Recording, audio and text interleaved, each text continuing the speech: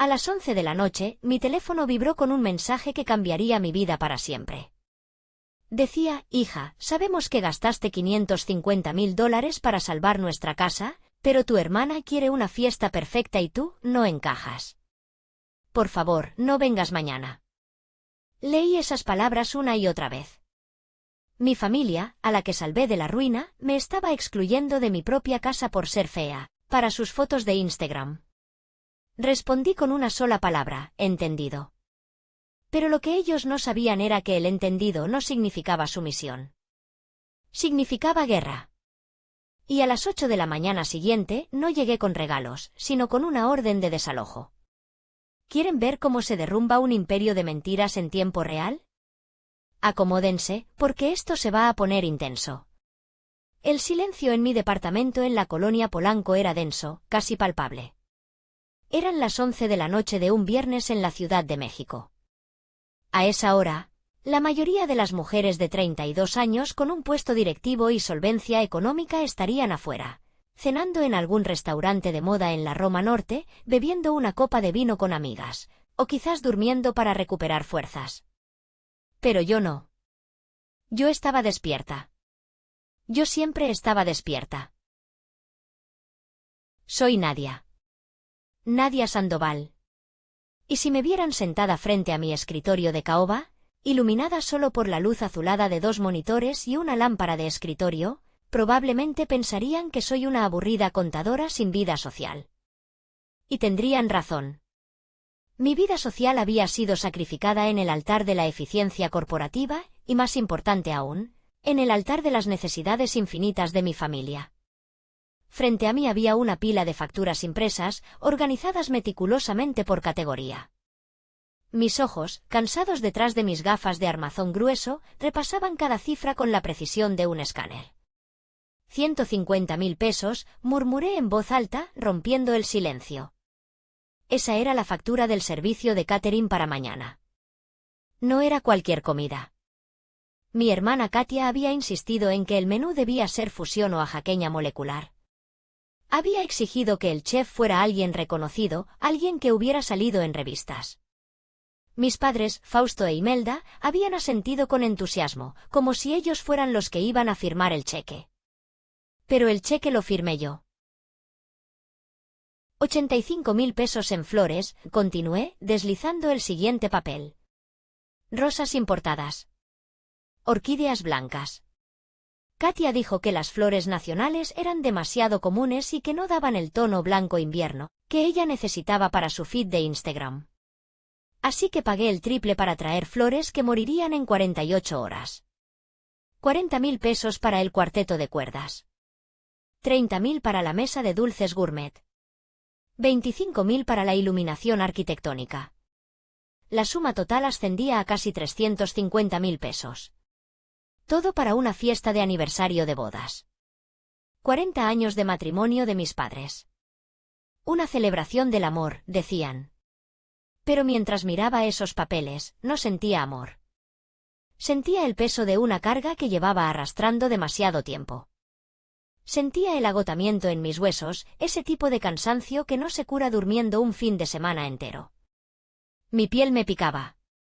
Inconscientemente, llevé mi mano a mi mejilla derecha. Estaba caliente al tacto. La rosácea. Mi eterna compañera. Cada vez que el estrés subía, mi cara se convertía en un mapa de manchas rojas inflamadas. Pareces un tomate podrido, me decía Katia cuando éramos niñas.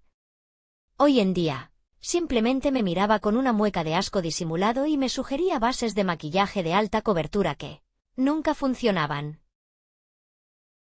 El sonido de la vibración de mi celular sobre la madera del escritorio me hizo saltar. El ruido fue seco y agresivo en el silencio de la noche. Miré la pantalla. 11:02 de la noche. Mamá.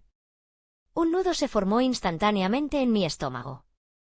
A esta hora, mamá debería estar durmiendo, descansando para su gran día, con su mascarilla de colágeno puesta, que también pagué yo. Un mensaje a esta hora nunca era bueno. Podía ser una emergencia médica de papá, o quizás Katia había tenido otro ataque de ansiedad, porque sus zapatos no combinaban con su bolso. Respiré hondo, preparándome para solucionar otro problema. Deslicé el dedo para desbloquear. El texto era largo. Demasiado largo. Hija, comenzaba. Me acomodé las gafas y empecé a leer. Hija, ya sé que es tarde, pero tu padre y yo hemos estado hablando con Katia. Estamos muy emocionados por mañana. Sabemos que has trabajado muy duro para pagar todo, que gastaste $550.000 hace 3 años para salvar la casa y de verdad, estamos eternamente agradecidos. Eres nuestro ángel guardián financiero. Hasta ahí, el guión de siempre. Halagos vacíos antes de pedir algo. Esperaba que me pidieran más dinero. Quizás faltaba propina para los meseros. Quizás querían contratar un dron de última hora. Pero el párrafo siguiente me heló la sangre. Pero, mi vida, tenemos que ser honestos contigo. Katia ha estado llorando toda la noche. Ella ha estado planeando la estética de esta fiesta durante meses para sus redes sociales. Tiene patrocinadores importantes que van a estar viendo sus historias. Ella quiere que todo sea visualmente perfecto, una armonía de colores y gente bonita. Y tú, bueno, tú sabes que tu estilo es muy diferente. Eres muy seria, muy de oficina. Y con el brote de rosácea que tienes ahorita, te vimos en la videollamada de ayer, Katia dice que vas a desentonar en las fotos y vídeos. Dice que le vas a arruinar el vibe visual. Mis manos empezaron a temblar. No violentamente, sino con un temblor fino, casi imperceptible. Por eso, pensamos que sería mejor si no vienes a la fiesta mañana. Puedes decir que tuviste un viaje de negocios urgente a Monterrey. Así nadie pregunta y tú no te sientes incómoda rodeada de gente joven y a la moda. Te guardaremos pastel. Te queremos mucho. Descansa. Solté el teléfono como si quemara. Cayó sobre la factura de las orquídeas blancas. El mundo pareció detenerse. El zumbido del aire acondicionado desapareció. Solo podía escuchar el latido de mi propio corazón, golpeando contra mis costillas como un animal enjaulado. Pom. Pom. Pom. Me levanté de la silla. Mis piernas se sentían débiles, como si fueran de gelatina. Caminé hacia el ventanal de piso a techo que daba a la ciudad iluminada. Las luces de la Ciudad de México parpadeaban indiferentes a mi dolor. No encajo, susurré. Mi voz sonó extraña, ronca. Me miré en el reflejo del vidrio. Vi a una mujer de 32 años, exitosa, dueña de su propio departamento, gerente regional de logística.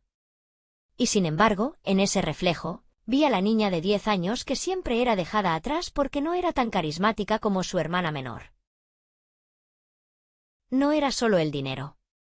Dios sabe que el dinero no me importaba tanto. Era la crueldad. La frialdad quirúrgica con la que me habían extirpado de la celebración. Ellos sabían. Sabían que yo había cancelado mi viaje a Europa para pagar esto. Sabían que yo había pasado noches enteras coordinando proveedores. Sabían que esa casa, esa mansión en Lomas de Chapultepec donde iban a celebrar, no existiría si no fuera por mí. Y aún así, me elegían a mí para ser el sacrificio. De nuevo. Para proteger la fragilidad emocional de Katia. Para proteger su estética. Sentí una lágrima caliente rodar por mi mejilla, ardiendo sobre la piel inflamada de mi rosácea. La limpié con furia. No, dije. Esta vez no. Durante años había aceptado las migajas. Había aceptado ser la hija responsable, la que resuelve, la que paga, la que calla. Había aceptado que el amor de mis padres tenía un precio, y yo lo había pagado puntualmente cada mes. Pero esto no era una transacción. Esto era un insulto. Regresé al escritorio. Me senté. La debilidad en mis piernas había desaparecido, reemplazada por una claridad fría y afilada, dura como el diamante. Tomé el teléfono. Mis dedos volaron sobre el teclado. No iba a escribir un párrafo llorando. No iba a suplicar. No iba a preguntar por qué. Eso es lo que haría la vieja Nadia. Escribí una sola palabra. 9 letras. Entendido. Enviar. Vi las 2 palomitas azules aparecer casi al instante. Lo leyeron. Seguro suspiraron aliviados. «Ay, qué bueno que Nadia es tan comprensiva», diría mi madre. «Sí, ella entiende que esto es lo mejor para la familia», diría mi padre. No tenían ni idea. Dejé el celular a un lado y me agaché hacia la parte inferior de mi estantería. Moví una caja de archivos y revelé la pequeña caja fuerte empotrada en la pared. Mis dedos giraron el dial mecánico. Derecha, izquierda, derecha. Clic. La puerta de acero se abrió con un gemido suave. Dentro, había pasaportes, algo de efectivo en dólares y una carpeta de piel azul marino. La saqué. Pesaba. Sentí su textura rugosa bajo mis yemas.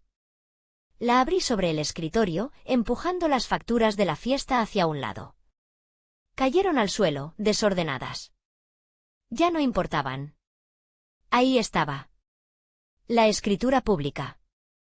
El documento legal que probaba la propiedad del inmueble ubicado en Sierra Gorda número 420, Lomas de Chapultepec. Pasé las páginas. El papel notarial crujía. Llegué a la última sección. El contrato de comodato. Un contrato que permitía a mis padres vivir en mi casa de forma gratuita, siempre y cuando cumplieran ciertas condiciones. Mis ojos se clavaron en la cláusula cuarta. Me la sabía de memoria, pero necesitaba leerla para alimentar mi resolución. Cláusula cuarta, causas de rescisión. El comodante, Nadia Sandoval, podrá dar por terminado el presente contrato de forma inmediata y exigir la desocupación del inmueble si los comodatarios, Fausto e Imelda Sandoval, incurren en actos de ingratitud, ofensas graves a la dignidad del propietario, o si destinan el inmueble a usos contrarios a la moral y las buenas costumbres. Ingratitud. Ofensas graves a la dignidad. ¿Desinvitar al dueño de su propia casa porque es feo? Creo que cualquier juez estaría de acuerdo en que eso califica como una ofensa grave a la dignidad. Miré el reloj. 11:20. Busqué en mi agenda el número del licenciado Bernal. Era tarde, pero Bernal era un tiburón. Él vivía para esto. Él me había advertido hace 3 años: Nadia, no firmes un comodato tan generoso. Tus padres te van a comer viva. Yo no lo escuché entonces. Pero lo iba a escuchar ahora. Llamé. 1, 2, 3 tonos. ¿Nadia? Su voz sonaba rasposa, probablemente por el whisky y los puros. ¿Qué pasa? ¿Se cayó el servidor de la empresa? No, Bernal, dije. Mi voz me sorprendió. No temblaba. Era plana, metálica. Necesito activar la cláusula cuarta. Hubo un silencio al otro lado de la línea. Pude escuchar el sonido de un vaso siendo depositado sobre una mesa de vidrio. ¿La de la casa de Lomas? Sí. ¿Qué hicieron?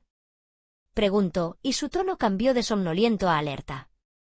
Me dijeron que no fuera a la fiesta de aniversario. La fiesta que yo pagué. En la casa que yo compré. Dijeron que mi cara arruinaría las fotos de Instagram de Katia. Escuché una risa seca, sin humor, al otro lado. Hijos de la gran, se contuvo. Perdón. Nadia, ¿sabes lo que esto significa? Si activo el desalojo, es la guerra total. No hay vuelta atrás. Vas a destruir a tu familia. Mi familia se destruyó a sí misma a las 11:02 de la noche, Bernal, respondí. Solo estoy limpiando los escombros. Quiero que prepares el acta notarial. Quiero seguridad privada. Y quiero que estemos ahí mañana a las 10 de la mañana. Antes de que lleguen los invitados. ¿Quieres sacarlos antes de la fiesta? Bernal silbó. Eso es brutal. Me encanta. Prepara todo.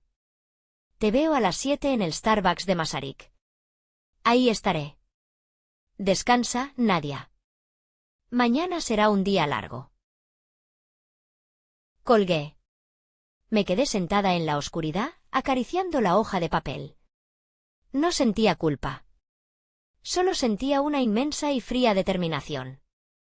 Pero para entender por qué mi corazón se había convertido en hielo, tengo que contarles cómo llegamos aquí. Tengo que contarles sobre el día en que compré sus vidas. Para entender el odio, primero hay que entender el amor. Porque solo se puede odiar con tanta intensidad aquello que alguna vez se amó desesperadamente. Y yo amaba a mi familia. Dios sabe que los amaba. Hace 3 años, mi vida era diferente. Tenía 29 años y acababa de ser nombrada directora de operaciones en la empresa logística. Ganaba bien.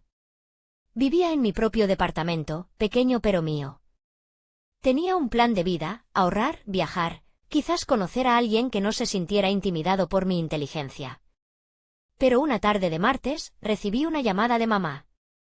Nadia, ven a casa. Por favor. Es tu papá. Su voz sonaba quebrada, al borde de la histeria. Dejé una junta importante a la mitad y conduje hasta Lomas de Chapultepec. Mis manos sudaban sobre el volante. ¿Un infarto? ¿Un accidente? Cuando llegué a la mansión, la casa donde crecí, no encontré ambulancias. Encontré miedo. Entré a la sala principal. Esa sala con techos de doble altura y candelabros de cristal que siempre me había parecido un museo frío. Papá estaba sentado en el sofá de cuero italiano, con la cabeza entre las manos, sollozando. Mamá caminaba de un lado a otro, retorciéndose un pañuelo entre los dedos. Katia, que en ese entonces tenía 24 años, estaba sentada en el sillón individual, mirando su celular con los audífonos puestos, como si quisiera bloquear la realidad. ¿Qué pasa?, pregunté, dejando mi bolso en la entrada. Papá levantó la cara. Sus ojos estaban rojos e hinchados. Parecía que había envejecido 10 años en una hora. Lo perdí, Nadia. Lo perdí todo. Me senté frente a él. ¿Qué perdiste, papá? El dinero. La casa. Todo. La historia salió a borbotones, entre lágrimas y excusas patéticas. Fausto Sandoval, el hombre que siempre se había jactado de ser un genio de los negocios, había caído en la estafa más vieja del libro, un esquema Ponzi. Un amigo le había prometido rendimientos del 20% mensual en una inversión de criptomonedas y bienes raíces fantasma. Papá no solo había invertido sus ahorros de toda la vida. Había hipotecado la casa con un prestamista privado, un agiotista, porque el banco no le prestaba tan rápido. Y había pedido préstamos personales a amigos. ¿Cuánto?, pregunté. Sentí un sabor metálico en la boca. 11 millones de pesos, susurró. Cerré los ojos. 11 millones. 550.000 dólares. Era una fortuna. El agiotista vino hoy, dijo mamá, temblando. Eran 2 hombres horribles. Dijeron que si no pagamos el capital más los intereses moratorios para el viernes, van a tomar la casa. Y dijeron que le romperían las piernas a tu padre. Miré a Katia. Ella se quitó un audífono. Yo no puedo vivir en la calle, dijo, con voz chillona. Mis seguidores piensan que soy rica. Si se enteran de que estamos en la quiebra, mi carrera de influencer se acaba. Papá, tienes que hacer algo. No puedo hacer nada, gritó papá, desesperado. Ya no tengo nada. El silencio cayó sobre la sala. Un silencio pesado, asfixiante. Yo miré a mi alrededor. Miré las fotos en la repisa de la chimenea, Katia ganando concursos de belleza, papá recibiendo premios del Club Rotario, mamá en galas de beneficencia. No había muchas fotos mías. Podía haberme levantado e irme. Podía haber dicho, lo siento, papá. Es tu problema. Tenía mi departamento. Tenía mi sueldo. Estaba a salvo. Pero entonces miré a papá. El hombre que me enseñó a andar en bicicleta. El hombre que, aunque imperfecto, era mi padre. Lo vi temblar de miedo real. No miedo a la vergüenza, sino miedo físico. Y mi maldito corazón leal me traicionó. Voy a ver qué puedo hacer, dije. Las siguientes 72 horas fueron un borrón de estrés y burocracia. Fui a mi banco. Liquidé mi fondo de inversión. Vendí mis acciones de la empresa, perdiendo una proyección de ganancias enorme. Puse mi departamento en venta rápida a un inversionista que pagó en efectivo, perdiendo casi un 15% de su valor real por la urgencia. Y pedí un préstamo corporativo en mi trabajo, pignorando mi sueldo de los siguientes 5 años. Me encadené a mi escritorio. Junté los 11 millones. El viernes por la mañana, cité a mis padres y al agiotista en la notaría del licenciado Bernal. Pagué la deuda. Vi cómo el agiotista contaba el cheque de caja, sonreía con sus dientes de oro y le devolvía los pagarés a papá. Un placer hacer negocios, don Fausto, dijo el hombre con sarcasmo. Tiene una hija muy valiosa. Cuídela. Cuando el criminal se fue, quedamos solos con Bernal. Bien, dije, sintiendo que me iba a desmayar del agotamiento. La deuda está pagada. Pero las cosas van a cambiar. Papá estaba llorando de alivio, abrazando a mamá. Hija, eres un santo. Eres nuestra salvadora. Nunca podremos pagarte esto. Exacto, dije. No pueden pagarlo. Por eso, vamos a hacer un cambio de propietario. Papá se detuvo. ¿Cómo? La casa pasa a mi nombre, dije firmemente. Es la única manera de protegerla. Si tú vuelves a endeudarte, si alguien más viene a cobrarte, la casa ya no será tuya. No podrán embargarla. Bernal puso los documentos sobre la mesa. Es una compra-venta, Fausto. Nadie está comprando la casa por el valor de la deuda. Y simultáneamente, firman este contrato de comodato. Ustedes pueden vivir ahí hasta que mueran. Gratis. Nadie paga el predial y el mantenimiento mayor. Ustedes solo pagan luz, agua y gas. Papá miró los papeles. Vi un destello de duda en sus ojos. Su orgullo de macho estaba herido. Ya no sería el dueño del castillo. Pero, ¿y si te casas? ¿Y si tu marido nos quiere echar? No me voy a casar con nadie que no entienda que mis padres son prioridad, dije. Qué ingenua era. Firma, papá. O el agiotista regresa. Papá firmó. Mamá firmó. Ni siquiera leyeron las cláusulas. Estaban tan desesperados por volver a su vida de fantasía que hubieran firmado un pacto con el diablo. De hecho, eso fue lo que hicieron. Pero el diablo no era yo. El diablo era su propia ingratitud, que crecería lentamente en los años siguientes. Salimos de la notaría. Katia estaba esperando en el coche, limándose las uñas. ¿Ya quedó? Preguntó cuando subimos. Qué bueno, porque necesito dinero para un tratamiento facial. Todo este estrés me sacó un grano. Nadie le dijo nada. Papá me sonrió desde el asiento del copiloto. Gracias, hija. Esta casa siempre será tuya. En ese momento, pensé que habíamos superado lo peor. Pensé que este sacrificio cimentaría nuestra relación para siempre. Pensé que, finalmente, me verían. Me equivoqué. Al salvarlos, no gané su respeto.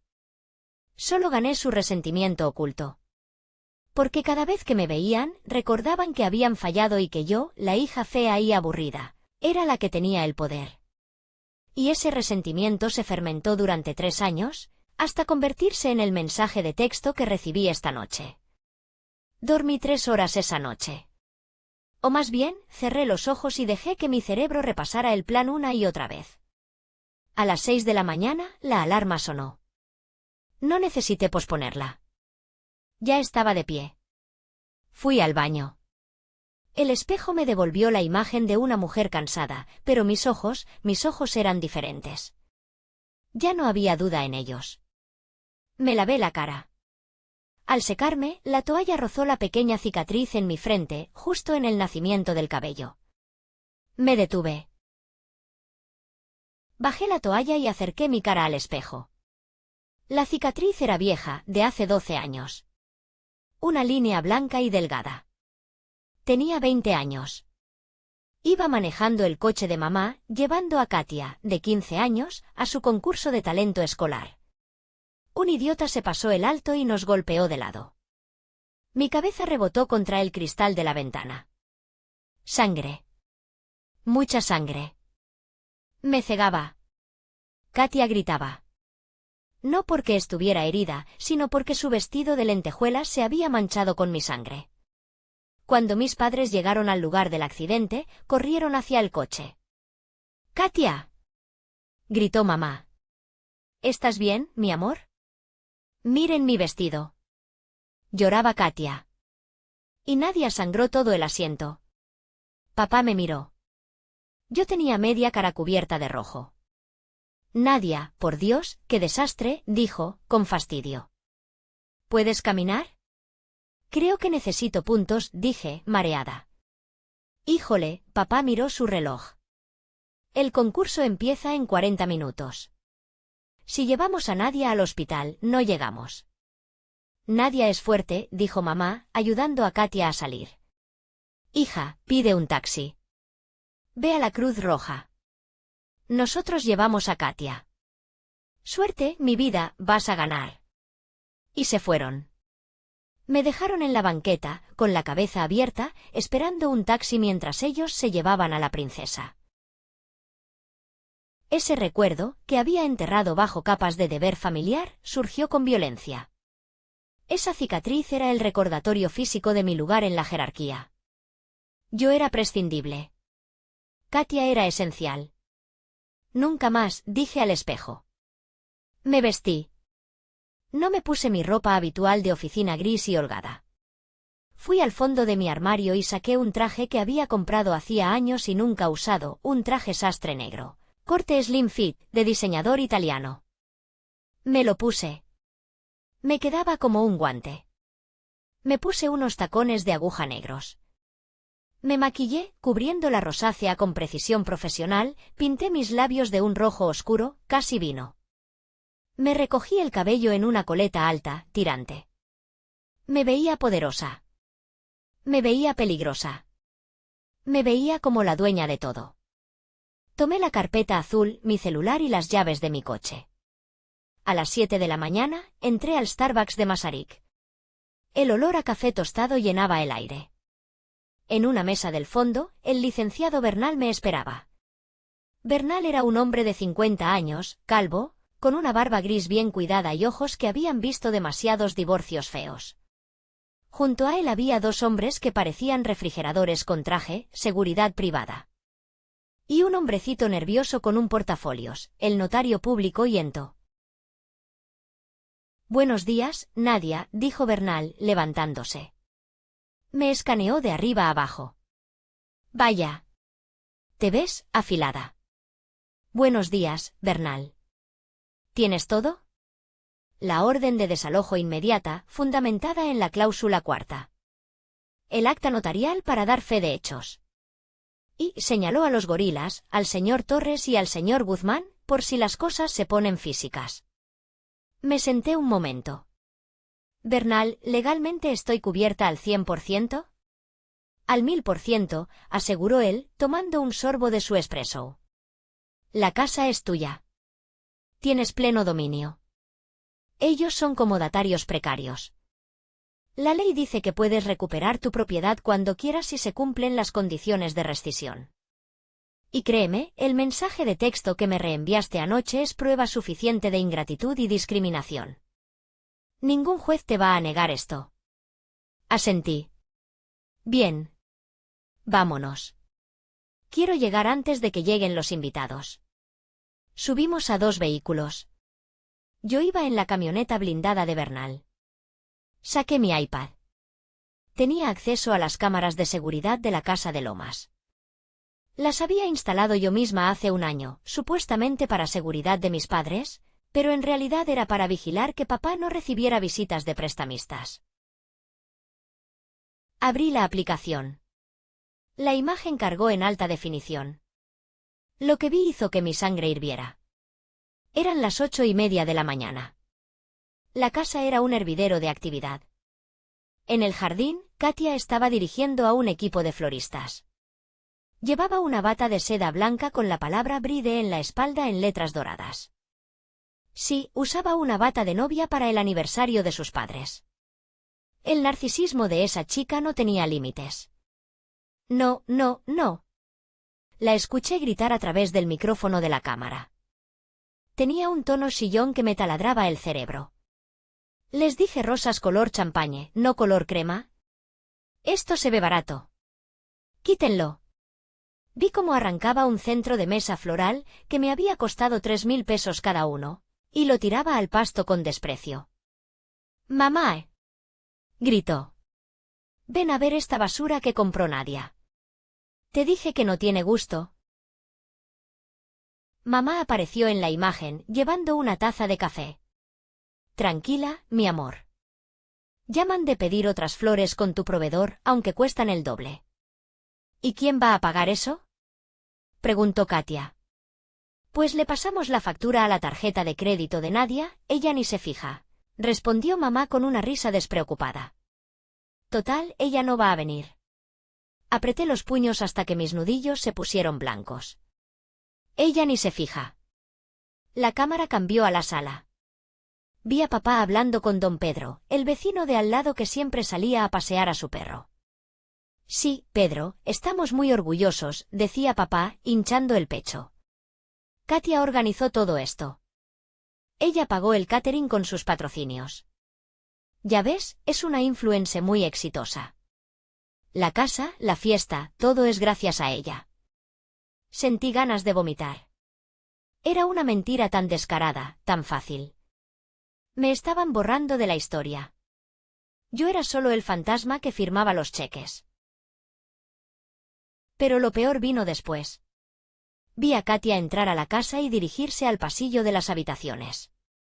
Entró a mi antigua habitación.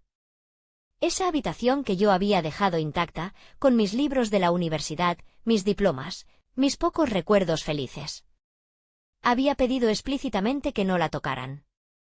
Katia entró con 2 empleadas domésticas. «Saquen todo esto», ordenó, señalando mis estanterías. «Necesito este cuarto vacío para que mis amigas se cambien y se maquillen. Es el que tiene mejor luz».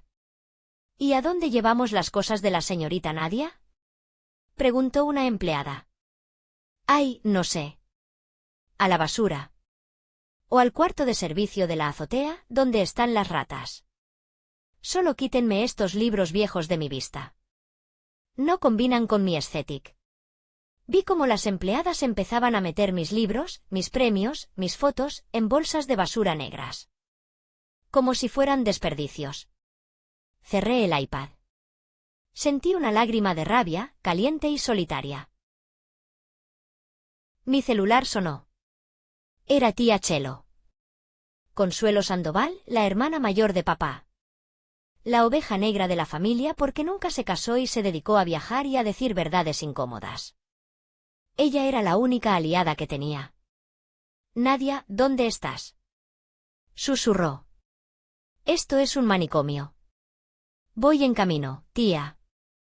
«No vengas, mija. Te van a hacer sentir mal. Están hablando pestes de ti. Dicen que no viniste porque te dio envidia el éxito de Katia. Es repugnante». «Tía, escúchame bien», dije. «Salte de la casa.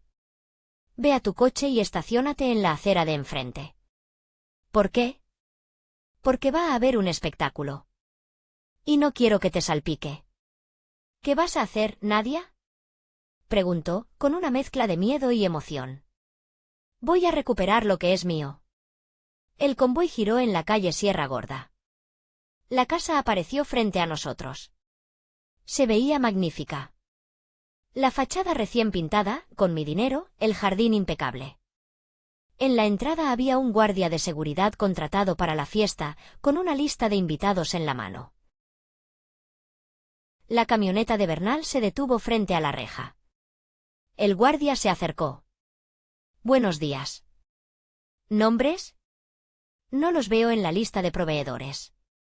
Bajé la ventanilla eléctrica. El aire fresco de la mañana entró, pero yo no sentí frío. Sentí fuego. Me quité las gafas de sol lentamente. Miré al guardia a los ojos. No necesito estar en la lista, dije con voz calmada. Soy la dueña de esta casa. Y venimos a hacer una limpieza profunda. Ábreme. El guardia miró mi actitud, miró a los dos gorilas en el coche de atrás, y luego miró los papeles que Bernal le mostraba contra el cristal. Dudó un segundo. Señorita, me dijeron que no dejara pasar a nadie que no estuviera en la lista. Abra la puerta, ordenó Bernal con su voz de abogado litigante, o será cómplice de obstrucción de acceso a propiedad privada. Y créame, no quiere que lo demande a usted también. El guardia tragó saliva y presionó el botón. La reja de hierro forjado se abrió lentamente, gimiendo como si supiera lo que venía. Entramos. Amigos, estamos a punto de presenciar el momento exacto en que el karma llega a cobrar su factura. Si están disfrutando de este drama y quieren ver a Katia recibir su merecido, por favor, tómense un segundo para darle like a este vídeo y suscribirse al canal. Y cuéntenme en los comentarios desde qué ciudad nos escuchan. ¿Bogotá, Lima, Madrid, Los Ángeles? Cada comentario nos ayuda a crecer. Gracias. Ahora sí, que comience la demolición. El sonido de la grava crujiendo bajo las llantas de la camioneta blindada fue lo único que rompió la falsa armonía de la mañana. Me bajé del vehículo. El sol estaba alto y brillante, un contraste cruel con la tormenta que traía conmigo. Katia fue la primera en vernos. Estaba parada en el pórtico principal, posando para una selfie con la boca de pato, sosteniendo una copa de mimosa que seguramente no había pagado. Al ver mi coche negro y la escolta de seguridad, bajó el teléfono lentamente.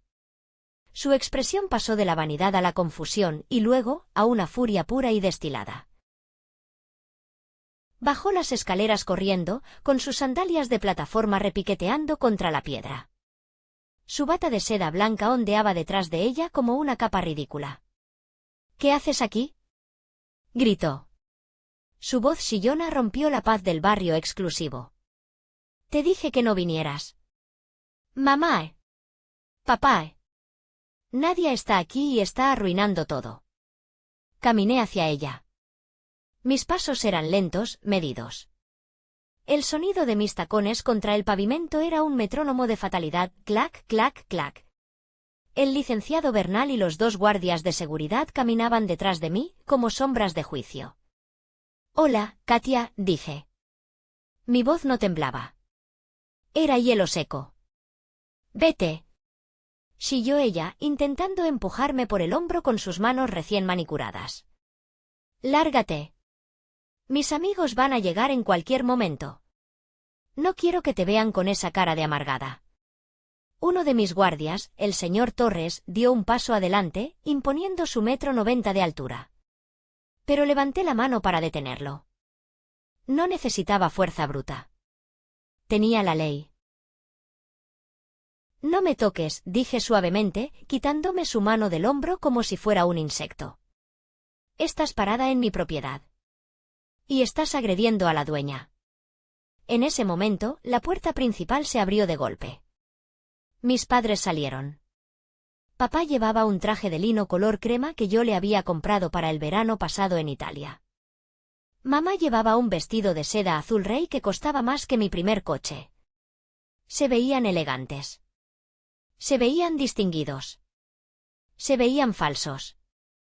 Nadia, exclamó papá, tratando de mantener la compostura, aunque vi el miedo parpadear en sus ojos cuando vio a los guardias. Hija, ¿qué es este espectáculo? Tienes que entender, hablamos de esto anoche. Hoy no es un buen día para tus dramas emocionales. ¿Mis dramas? Repetí. Solté una risa corta, áspera. Tienes razón, papá. Hoy no es día de dramas. Hoy es día de negocios. Nadia, por favor, intervino mamá, juntando las manos como si fuera a rezar. No nos hagas esto. Los vecinos están mirando. Don Pedro está en su jardín. ¿Qué van a pensar si ven a tu hermana gritando? Vete, hija. Te prometo que mañana vamos a desayunar contigo y te explicamos todo. Miré a mi madre. La mujer que me dio la vida, y que anoche me había pedido que desapareciera porque mi piel roja no combinaba con sus flores. No habrá desayuno mañana, Imelda, dije. Ya no la llamé mamá. Hice una señal a Bernal. El abogado dio un paso al frente, con la elegancia de un verdugo. Abrió su portafolios de piel y sacó un documento legal con sellos rojos oficiales. Señor Fausto Sandoval, señora Imelda de Sandoval, dijo Bernal con voz de barítono. Soy el licenciado Bernal, representante legal de la propietaria legítima de este inmueble, la señorita Nadia Sandoval. Papá palideció. Su bronceado de club de golf desapareció, dejándolo con un tono grisáceo. Bernal, te conozco. Tú redactaste el contrato hace 3 años. ¿Qué es esto? Esto, dijo Bernal, entregándole el papel en la mano temblorosa de papá, es una notificación de terminación inmediata de contrato de comodato por causa de ingratitud y daño moral. Tienen 60 minutos para desalojar la propiedad con sus pertenencias personales. Si no lo hacen, procederemos al lanzamiento con uso de la fuerza pública. El silencio que siguió fue absoluto. Hasta los pájaros parecieron dejar de cantar.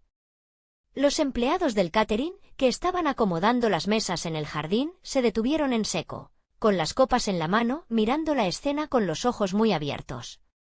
Katia fue la primera en romper el silencio. Soltó una carcajada estridente, incrédula. ¿Desalojar? Se burló. ¿Estás loca? Esta es la casa de mis papás. Tú solo pusiste tu nombre en un papelito para los impuestos, para ayudar a papá con sus problemas. No puedes corrernos. Es mi fiesta. Mis invitados llegan en 2 horas. Miré a Katia. La miré a los ojos, esos ojos verdes que siempre me habían mirado con desprecio desde que éramos niñas. Ese papelito, dije, sacando la escritura original de mi carpeta azul y levantándola en el aire. Dice que esta casa me costó 11 millones de pesos. Dice que es mía. Y dice que ustedes viven aquí porque yo lo permito. Y ya no lo permito. Mamá empezó a llorar. Pero no eran lágrimas de tristeza. Eran lágrimas de pánico social. Nadia, por favor. No puedes hacernos esto enfrente de la gente. ¿Los invitados, la comida de 150.000 pesos que yo pagué? Pregunté, señalando las mesas. Pueden llevársela. Tienen 1 hora. Espero que les guste el mole frío. Eres una malagradecida. Gritó papá, recuperando su voz. Su cara se estaba poniendo roja de ira. Te dimos la vida. Te criamos. Te dimos educación. ¿Así nos pagas? ¿Arruinando el aniversario de tus padres por un berrinche de celos hacia tu hermana? Sentí que algo se rompía dentro de mí. La última cuerda que me ataba a mi deber filial. ¿Berrinche de celos?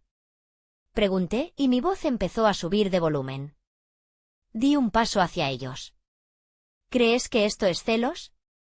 Sí, son celos. Gritó Katia, poniéndose al lado de papá. Siempre me has tenido envidia. Porque yo soy bonita, soy popular y tú eres, tú. Una aburrida oficinista que nadie nota. Por eso nos quieres correr, porque no soportas ver que nosotros somos felices y tú estás sola. Me reí. Fue una risa fuerte, genuina, que asustó incluso a Bernal. ¿Envidia? Dije. Vamos a hablar de envidia. Y vamos a hablar de dinero. Porque parece que a ustedes se les olvidó quién financia su felicidad. Me volví hacia los empleados del catering, hacia los vecinos que se asomaban por las rejas, y hacia mi familia. Bernal. Llamé. Léeles la lista. Bernal sacó otra hoja. Con gusto. Papá. Dije, señalándolo con el dedo. Se te olvidaron los matones que venían a romperte las piernas por tus deudas de juego y estafas piramidales en el año 2020. Papá abrió la boca, pero no salió nada. 11 millones de pesos. Grité. Yo pagué 11 millones para salvarte de la cárcel y del hospital. Vendí mi departamento. Vendí mis acciones. Di un paso hacia mamá. Ella retrocedió, chocando contra una columna. Mamá, ¿se te olvidó tu operación de reemplazo de rodilla el año pasado? ¿Esa que te permite caminar con esos tacones de diseñador? 500.000 pesos. No los pagó tu marido. Los pagué yo. Me giré hacia Katia. Ella me miraba con la boca abierta, pálida bajo su maquillaje perfecto. ¿Y tú? Dije, bajando la voz a un susurro peligroso. Tus dientes perfectos. 200.000 pesos en carillas de porcelana. Tu coche. El enganche y las mensualidades las pago yo. Tu equipo de grabación. Tu ropa. Señalé la casa, abarcando todo con mis brazos. Todo. Todo lo que tienen, todo lo que son, todo lo que presumen en Instagram, lo pagué yo. Soy su cajero automático. El silencio era sepulcral. Pero el cajero se rompió, dije. Se quedó sin fondos. Y se tragó la tarjeta. Katia intentó una última táctica. Se tiró al suelo, llorando dramáticamente. Papá. Me está humillando. Haz algo. Sácala de aquí. Papá, desesperado, intentó levantar la mano. Ya basta, Nadia. Lárgate de mi casa. Bernal hizo una señal. Los dos guardias se interpusieron instantáneamente entre papá y yo. Señor Sandoval, dijo Bernal, le sugiero que no levante la mano contra la propietaria. Eso sería agresión. Y créame, tengo a la policía local en marcación rápida. Es mi casa. Rugió papá. Yo la construí. Usted la perdió, corrigió Bernal fríamente. Y su hija la recuperó. Y ahora, ella decide quién se queda. Nadia dio un paso al frente, pasando por encima de la bata de Katia. 45 minutos, dije, mirando mi reloj. Empiecen a empacar. Quiero esta casa vacía. Y cuando digo vacía, me refiero a ustedes. Los muebles se quedan. Las televisiones se quedan. Todo lo que tenga factura a mi nombre, se queda. Solo pueden llevarse su ropa y sus artículos personales. ¿Y mis regalos? Gimió mamá. ¿Los regalos de aniversario? No hay aniversario que celebrar, dije. Se acabó la fiesta. Lo que siguió fue el caos más satisfactorio y triste que he presenciado. Mis padres y Katia corrían por la casa como pollos sin cabeza. Se gritaban unos a otros. Imelda, ¿dónde está mi pasaporte? Gritaba papá. No encuentro mi cargador. Lloraba Katia. No puedo irme sin mi aro de luz. El aro de luz lo compré yo. Le grité desde el pasillo. Déjalo. Yo me quedé en la sala, supervisando como un general en campo de batalla. Ese cuadro se queda, le dije a papá cuando intentó descolgar un óleo valioso. Factura a mi nombre. Esa cafetera Nespresso se queda, le dije a mamá. Regalo de Navidad de hace 2 años. Mío. Salieron de la casa arrastrando maletas mal cerradas, bolsas de basura con ropa hecha bola y cajas de zapatos. Parecían refugiados de lujo. Sudaban. Sus trajes elegantes estaban arrugados. A las 11:30, con la casa despejada de sus ocupantes parásitos, di la orden final. Saqué mi teléfono y llamé al técnico electricista que había contratado y que esperaba en el poste de luz de la esquina. Ahora, dije. Se escuchó el sonido de los generadores apagándose. Un gemido eléctrico recorrió la casa. Las luces del jardín se apagaron. El aire acondicionado dejó de zumbar. La música de prueba de los violines se detuvo. La casa quedó en silencio, oscura y caliente bajo el sol del mediodía. Vámonos, le dije a Bernal. Salimos al pórtico y cerramos la puerta principal con llave. Una llave nueva que el cerrajero acababa de cambiar mientras ellos empacaban. En la banqueta, fuera de la reja, mis padres y Katia estaban parados, rodeados de sus maletas, mirando la casa cerrada. Un convertible rojo se detuvo frente a ellos. Eran las primeras invitadas. Las amigas influencers de Katia. Amiga. Gritaron desde el coche. ¿Qué onda? ¿Por qué estás afuera con maletas? ¿Es parte de una performance? Katia se puso roja, más roja que mi rosácea. Es que no hubo una fuga de gas, balbuceó. ¿Tuvimos que evacuar? En ese momento, vi el coche de tía Chelo estacionado enfrente. Tía Chelo bajó la ventanilla y gritó a todo pulmón, no hay ninguna fuga. Su hermana Nadia, la dueña de la casa, los corrió por malagradecidos. Katia quería fiesta, y Nadia le dio una fiesta de despedida. Las amigas de Katia se miraron, sacaron sus celulares y empezaron a grabar. Katia se cubrió la cara y rompió a llorar, pero esta vez no era una actuación para TikTok. Era el sonido de su realidad rompiéndose en 1000 pedazos. Yo me subí a la camioneta blindada. No miré atrás. Las consecuencias fueron rápidas, brutales y absolutamente públicas. El vídeo de Katia llorando en la banqueta, rodeada de maletas Louis Vuitton falsas, se hizo viral en TikTok antes de que cayera la noche. Alguien le puso el hashtag Lady Gorrona, Lady Freeloader. Pero lo que realmente la destruyó no fue el desalojo, fue la verdad. Tía Chelo, en un acto de lealtad suprema, publicó un hilo en Twitter explicando la historia completa. Contó sobre la deuda de los 11 millones. Contó sobre cómo me desinvitaron por mi apariencia. El Internet, que suele ser un lugar cruel, esta vez actuó como un jurado implacable. Los comentarios eran devastadores, qué asco de familia. La hermana le salva la vida y la tratan así. Katia, devuelve el dinero de los dientes, ridícula. Nadia, eres mi heroína. Reina absoluta. En menos de 48 horas, los patrocinadores de Katia, una marca de té detox y una tienda de ropa en línea, cancelaron sus contratos públicamente para distanciarse del escándalo. Su carrera de influencer, construida sobre una base de mentiras y dinero ajeno, se evaporó. Mis padres tuvieron que enfrentarse a la realidad económica por primera vez en 3 décadas. Sin mi dinero, sin la casa y con su reputación social en ruinas, nadie en Lomas de Chapultepec quería asociarse con ellos. El club de golf le canceló la membresía a papá por falta de pago de cuotas atrasadas que yo solía pagar. Tuvieron que alquilar un departamento. No en Polanco. No en la Roma. Tuvieron que irse a una unidad habitacional en Iztapalapa. Es un lugar digno para gente trabajadora, pero para Fausto e Imelda, que se creían la realeza de México, fue como ser exiliados a otro planeta. Me enteré de que papá tuvo que vender su reloj Rolex, el último remanente de su gloria, para pagar el depósito y la renta de los primeros 3 meses. Mamá tuvo que aprender a usar la estufa y a lavar su propia ropa, porque ya no había presupuesto para empleadas domésticas. ¿Y yo?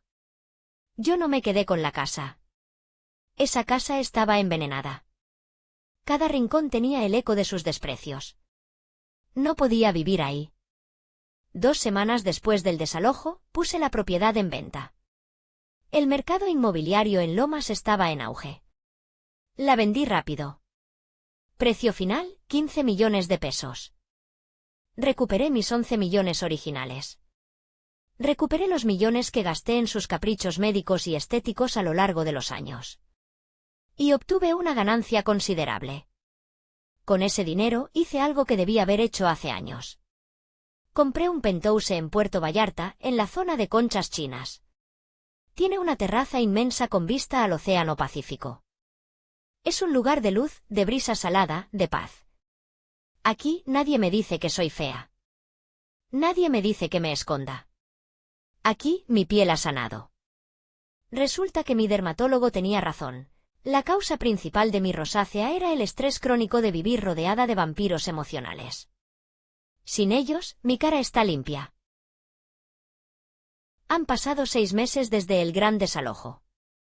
Estoy sentada en mi terraza, con una copa de vino blanco en la mano, viendo cómo el sol se hunde en el mar, pintando el cielo de violeta y naranja. Mi teléfono, que descansa sobre la mesa, empieza a sonar. Es un número desconocido. Pero sé quién es. Solo una persona llama con tanta insistencia desde teléfonos prestados o públicos. Decido contestar. Solo por curiosidad morbosa. O quizás para cerrar el ciclo definitivamente. Bueno. Digo. ¿Nadia? Es la voz de papá. Suena diferente. Ya no tiene esa arrogancia de hombre de negocios. Suena viejo. Suena roto. Suena pequeño. Dime, Fausto. Hija, hace una pausa, esperando que yo lo corrija y le diga a papá, pero me mantengo en silencio. Tu mamá está mal. ¿Qué tiene? Le volvió el dolor de la rodilla. La prótesis le está molestando. El doctor dice que necesita unas inyecciones de ácido hialurónico y terapia física. Que vaya al Seguro Social, digo tranquilamente. Tienen buenos ortopedistas. Nadia, por Dios. Su voz se quiebra. Es el Seguro Social. Hay mucha gente.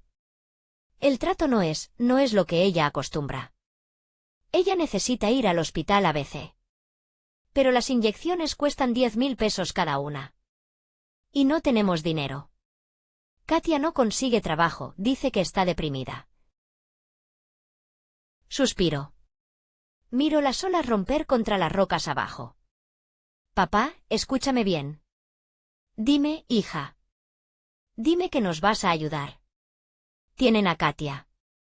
Ella es la hija bonita. La hija carismática. La hija por la que me echaron de mi propia casa. Ella es su inversión. Pero Nadia, ella no sabe hacer nada, entonces es hora de que aprenda. Que venda sus bolsas de marca. Que venda sus zapatos. O que se ponga a trabajar en un Starbucks. Pero mi banco está cerrado, Fausto. Se declaró en quiebra moral. Somos tu familia. Grita él, desesperado. La sangre llama. La sangre te mantiene vivo, Fausto, le respondo. Pero la lealtad es lo que te mantiene en mi vida. Y ustedes mataron esa lealtad a las 11 de la noche de un viernes. No vuelvas a llamar. Cuelgo. Y luego, bloqueo el número. El silencio regresa a mi terraza. Pero no es un silencio vacío. Es un silencio lleno de paz. Me doy cuenta de que no perdí una familia. Perdí un tumor que me estaba consumiendo la vida y la cuenta bancaria. Bebo un sorbo de vino. Sabe a victoria. Mucha gente me ha dicho que fui cruel. Que dejar a mis padres ancianos en la pobreza fue un castigo excesivo. Que debería haber sido la mejor persona. Pero he aprendido una lección valiosa sobre el karma. El karma no es solo una fuerza mística que castiga a los malos. El karma somos nosotros. Nosotros somos los instrumentos del karma cuando decidimos dejar de tolerar el abuso. Yo no me vengué por odio. Me vengué por respeto a mí misma.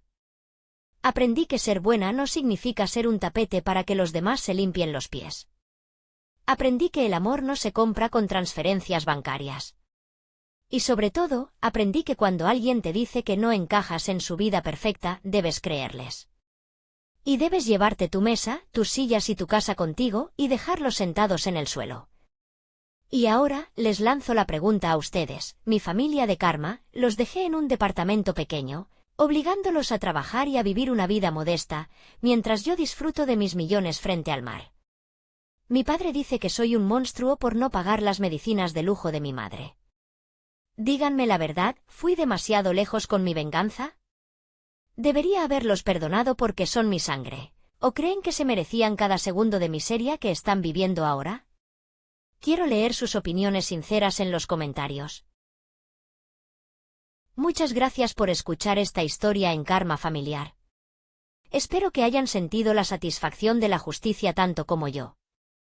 Si les gustó este relato, no olviden darle like, suscribirse y activar la campanita para que YouTube les avise mañana cuando subamos la siguiente historia. Recuerden, a veces, el acto de amor propio más grande es decir adiós. ¡Hasta la próxima!